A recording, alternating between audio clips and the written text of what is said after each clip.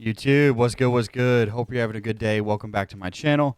Today we are going to go over my current Call of Duty Warzone graphic settings. So, as some of you have probably experienced if you play on PC, after about an hour or so of you playing, you run into this Play-Doh looking texture glitch where you can't see things around you, fences, bushes, trees. You may be driving in the LTV or something, you just run into something you can't see because of this texture glitch. It is so fucking annoying to run into that repeatedly throughout the day when playing. And these settings that I'm about to show you is something that I have personally taken a weekend to test, where I would play for a few hours, get the texture glitch, go in, change something, rinse and repeat until I just didn't get it anymore. Now, I'm going to preface this by saying I'm not some crazy, super tech educated graphic settings guru like some people out there, like Hardware and Software Solutions or anybody like that. This is just my anecdotal experience from playing the game and messing with the settings themselves and seeing what works best for my PC.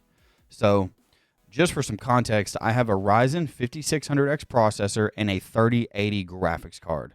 So I don't know how that will play into how your machine will work. So feel free to change some of the actual quality settings if you do prefer a better picture. I prefer to get better frames per second just because, I multi-stream and I want the highest FPS as possible, so I don't have to worry about the awkward frame drops in certain areas of Uzbekistan or Rebirth that just seem to have really bad quality when you're in certain buildings. So I try to keep my FPS high so I don't skip or anything like that. But these settings that I've kind of compiled have gotten rid of any and all stuttering for me in the game. So first, I'm going to go over my NVIDIA control panel settings. And from what I understand, these don't really have a huge impact on your game's overall performance. So don't quote me on that. It's just based on some of the videos that I've seen and other creators that I've watched who've explained more in depth what some of these mean. They don't really just play a ton of influence on how your game performs. They will in some aspects, but not a ton. So I'm not going to really go in and explain a lot of this stuff. So feel free to pause and just copy these down as I scroll through them.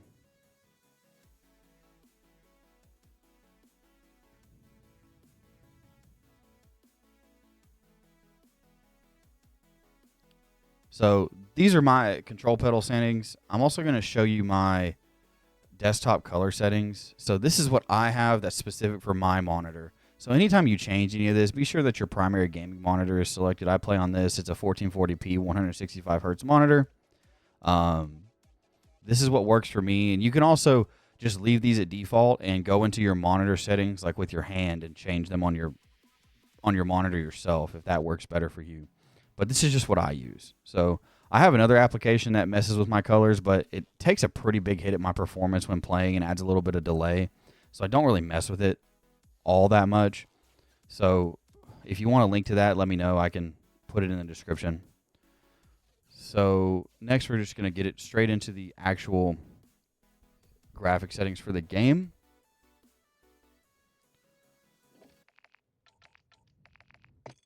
So starting on the display tab, make sure that you are playing in full screen exclusive. If you're doing anything like outside of the game, like and you're not actively playing, you can be in borderless.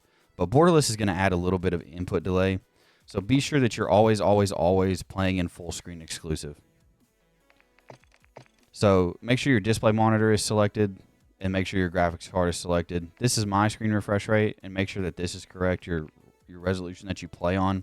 If you do play in borderless, a lot of this stuff is going to be locked, but if you put it back into exclusive, you can change some of this stuff. So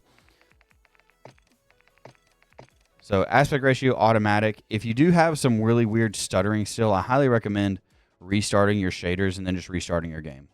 That seemed to work for me. I know a lot of people who've done that and it's worked. And then for your display gamma, do not play on 2.4. Do not play on 2.4. For the love of God, don't play on 2.4. Keep it on 2.2. It'll work better, I promise. So brightness is preference. So constrain mouse to game window. I keep that on, but you can change it to whatever you want. If you have a NVIDIA graphics card, play on plus boost. If you have an AMD graphics card, just play on. Make sure this is custom. Make sure this is native render resolution. And then I play on unlimited frame limit, but you can also change this to like 3060 and then change the custom gameplay one to whatever the hertz of your monitor is.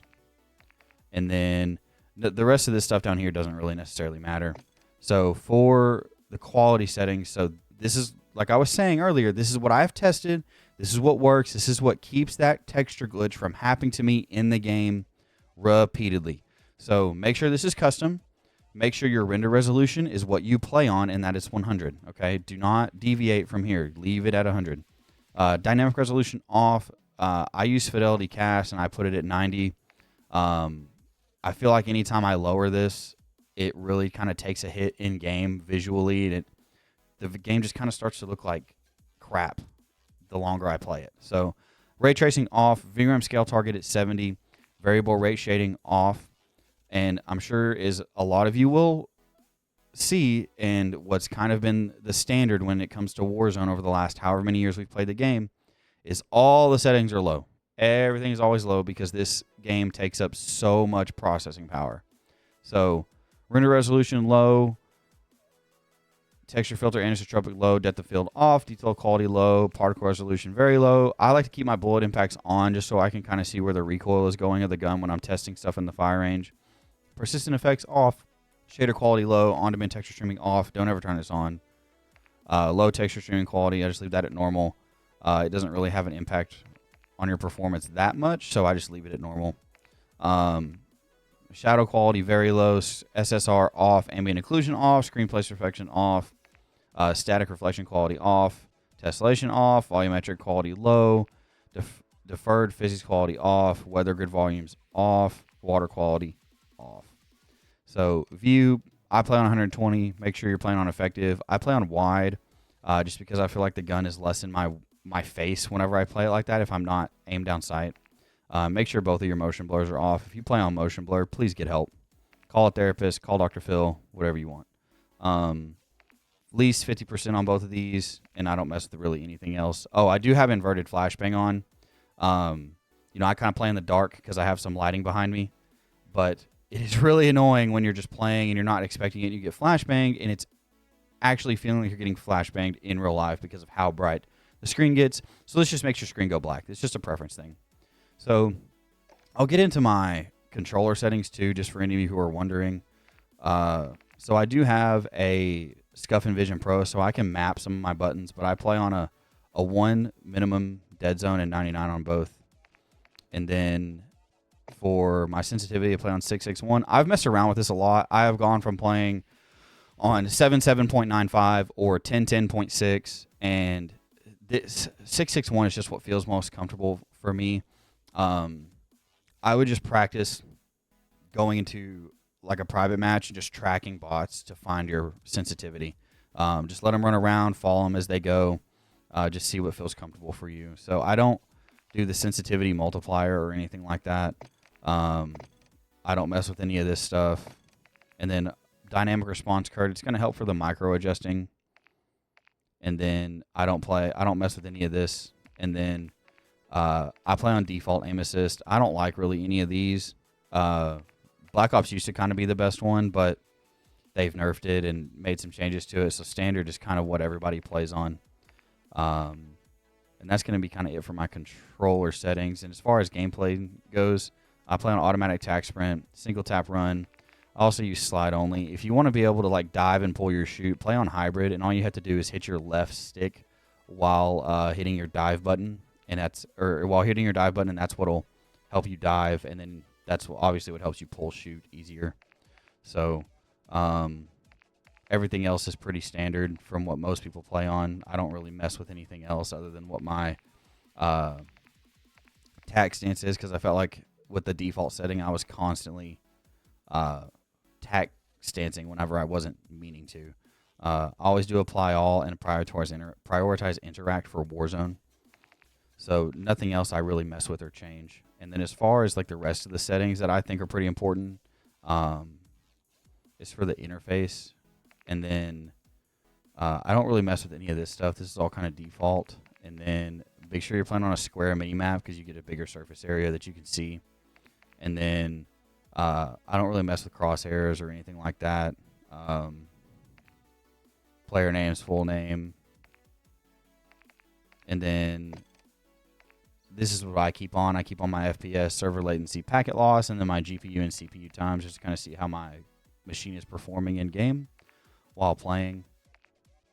And that's going to kind of be it. I can make another video on color settings and whatnot if that's something that you prefer. But if you are wondering now, I just kind of play on, I think it's called Trident Nopia. And then I apply that to both. I don't really do any other color adjusting or anything like that.